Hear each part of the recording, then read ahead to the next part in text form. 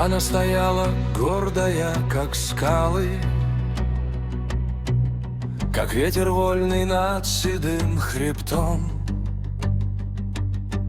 В ее глазах ни страха, ни усталости, лишь боль, что пряталась под хрупким сном. Она прошла дорогами войны, где ночь и день сгорели в серый пепел, где плакали разрушенные сны, и детский крик в горах эхом ответил. Ее платок, как пламя на ветру, в нем память рода, тихая молитва. Она идет, шепча заре беру твою беду и делаю открытой. Она идет сквозь пепел и туман, сквозь хриплый шепот времени и шрамы. Живым щитом встает за свой аул, за каждый дом, за имя, за имамы. Ее платок, как знамя на ветру, в нем тишина могильных камней.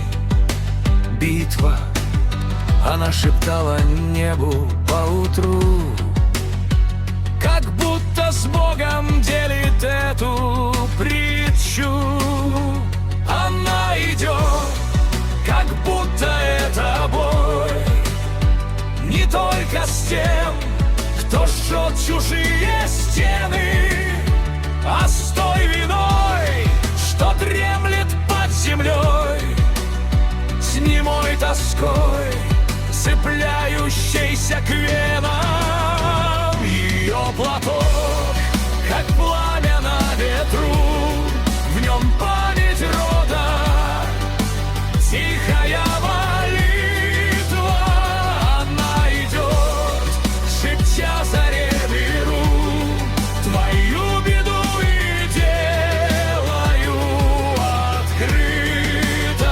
Она идет сквозь пепел и туман, сквозь хриплый шепот времени и шрамы. Живым щитом встает за свой аул, за каждый дом, за имя, за имамы. И даже в крике вражеских стволов она искала голоса потерянных в обугленных обломках этажей, собирала имена. Как ожерелья.